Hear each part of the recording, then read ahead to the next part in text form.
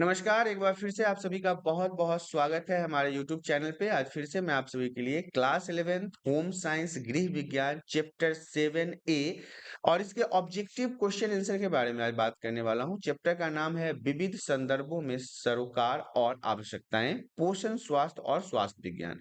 तो आइए शुरुआत करते हैं इसके ऑब्जेक्टिव प्रश्न से। पहला प्रश्न हमारा कहता है रिकेट विरोधी विटामिन निम्न में से किस विटामिन को कहते हैं? रिकेट विरोधी विटामिन निम्न में से किस विटामिन को कहा जाता है? तो विटामिन डी जो है इसका सही उत्तर होगा। ऑप्शन बी है इसका सही उत्तर, क्योंकि विटामिन डी के कमी के कारण ही रिकेट्स जैसे रोग इंसान के शरीर के अंदर उत्पन्न हो जाते हैं।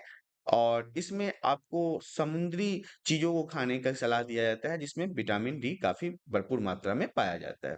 अगला प्रश्न हमारा कहता है शरीर में इंसुलिन की क्रिया को उत्तेजित करने वाले पौष्टिक तत्व निम्न में से कौन सा है? ये प्रश्न आपका वीवीआई रहेगा। अगर आपसे पूछा जाता है कि शरीर में इंसुलिन की क्रिया को उत्तेजित करने वाले पौष्टिक तत्व निम्न में से कौन सा है, तो आप बताएंगे क्रोमियम। ऑप्शन बी जो है इसका सही उत्तर है। अगला प्रश्न हमारा कहता है बच्चों को विद्यालय में शीघ्र स्थापित होने में निम्न में से कौन सी परिस्थितियां सहायक होती है?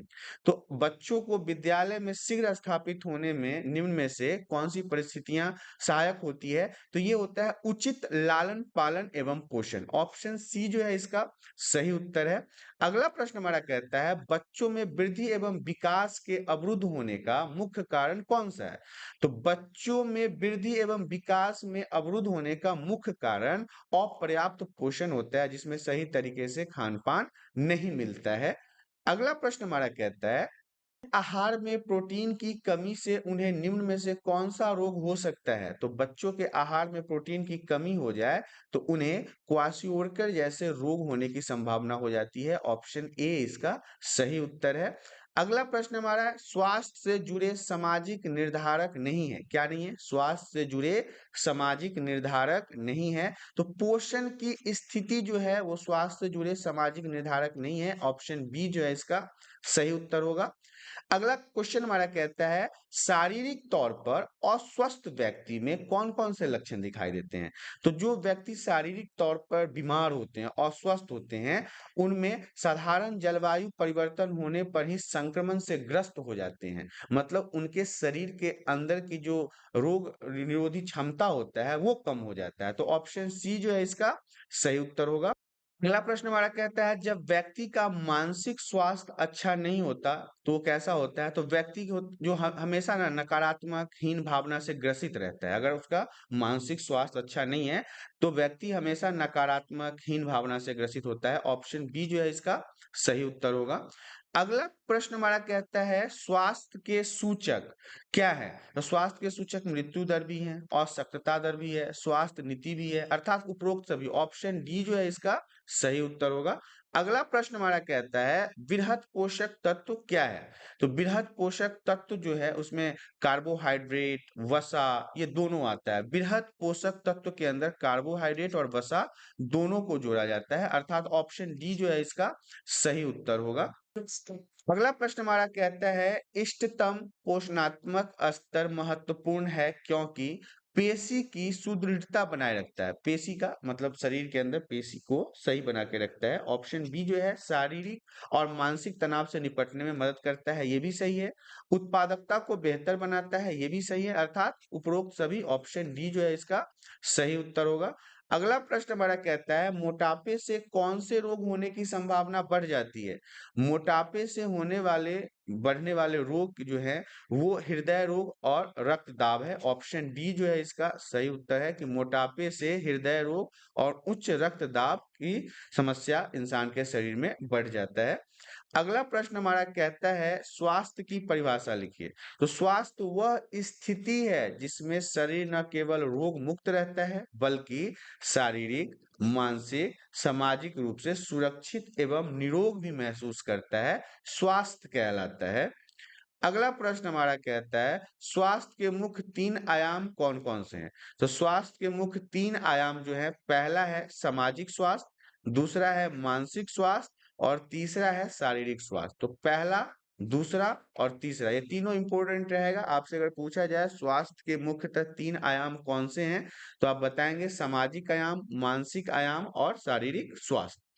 तो ये हमारा प्रश्न भी इम्पोर्टेंट रहेगा। अगले प्रश्न की तरफ बढ़ते हैं। अगला प्रश्न हमारा कहता है सामाजिक स्वास्थ्य किसे कहते हैं? तो सामाजिक स्वास्थ्य का तात्पर्य व्यक्ति के उस क्षमता से है, उस पावर से है जिसके द्वारा वह समाज में रहते हुए लोगों से अर्थपूर्ण एवं स्वस्थ संबंध स्थापित करता है, सामाजिक स्वास्थ्य कहलाता है। सामाजिक स्वास्थ्य का मतलब है व्यक्ति के उस पावर से, उस क्षमता से जिसके द्वारा जिस समाज में वो रहता है वहां के लोगों से वो अच्छे संबंध स्थापित करता हो। अगला प्रश्न हमारा कहता है मानसिक स्वास्थ्य किसे कहते हैं? मानसिक स्वास्थ्य का तात्पर्य व्यक्ति की भावनात्मक तथा मनोवैज्ञानिक सुयोग्यता से है, जिसके कारण व्यक्ति अपने दैनिक जीवन में सामान्य स्तर के तनावों के बावजूद भी समाज में सुचारू रूप से काम करता है। मानसिक स्वास्थ्य का मतलब होता है कि व्यक्ति का, किसी भी समाज में रहने वाले लोगों का भावना जो है वो सही हो, जिसके कारण व्यक्ति जो डेली काम करता है वो सही तरीके से कर रहा हो, बिना किसी टेंशन के, और समाज में सुचारू रूप से वो जी रहा हो, तो ये मानसिक स्वास्थ्य कहलाता है।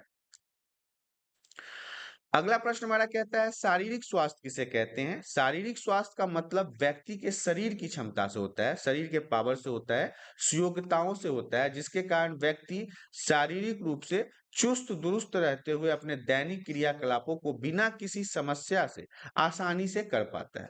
शारीरिक स्वास्थ्य का तात्पर्य व्यक्ति की शारीरिक शक्ति से है, उसके एबिलिटी से है कि वो किस प्रकार के कामों को कर सकता है, जिसके कारण व्यक्ति शारीरिक रूप से चुस्त दुरुस्त तो रहता है और अपने डेली के कामों को बिना किसी समस्या के साथ कर पाता है।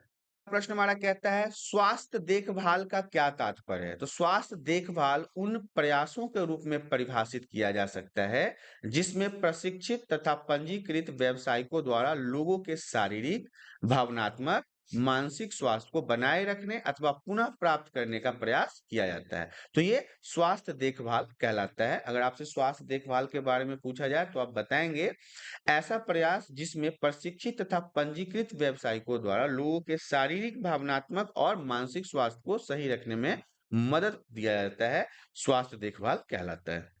अगला प्रश्न हमारा कहता है पोषण एवं स्वास्थ्य पोषण को परिभाषित कीजिए। तो भोजन में उपस्थित विभिन्न पोषक तत्वों को शारीरिक क्रियाओं तथा शारीरिक आवश्यकताओं की पूर्ति के लिए उपयोग करना पोषण कहलाता है, और ये भी स्वास्थ्य पोषण भी यही कहलाता है। भोजन में जितने भी पोषक तत्व मौजूद होते हैं उनका उपयोग हम शारीरिक क्रियाओं के लिए करते हैं, शारीरिक आवश्यकताओं के लिए करते हैं, वो पोषण कहलाता है। अगला प्रश्न हमारा कहता है पोषण तत्व की व्याख्या कीजिए। तो पोषक तत्वों में उन पदार्थों के रूप में परिभाषित किया जा सकता है जो शरीर के विभिन्न क्रियाओं के लिए, वृद्धि के लिए, विकास के लिए जरूरी पोषण प्रदान करता है, पोषण तत्व कहलाता है।